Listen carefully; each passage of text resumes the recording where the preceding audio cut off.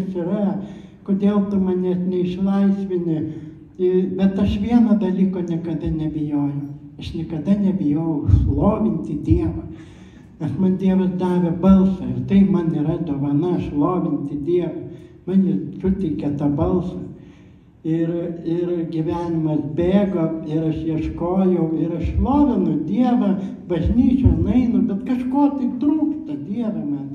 Ir kada aš ieškojau, ko man trūksta, atėjo toks vienas momentas, vienas išbandymas, kada po insulto mano senelis iškrito, vienas iš brangiausių žmonių, ir gydytojai pasakė, nebevaikščios jisai, nebekalbės nieko.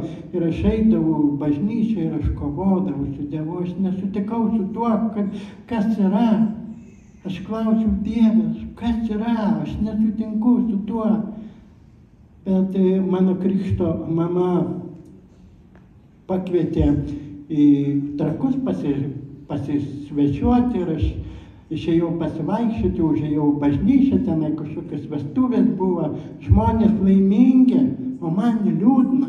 Mano senelis miršta, mano seneliui blogai. Ir aš toje bažnyčioje gavau iš Dievo supratimą, paleisk jį. Aš tau jį dovanojau, o dabar tu jį paleisk man. Mano rankas patikėk savo senelį. Ir aš išėjau iš tos bažnyčios, aš mačiau kitokį dangų visai. Ir kitą dieną Viešpats pasišaukė mano senelį iš šio pasaulio.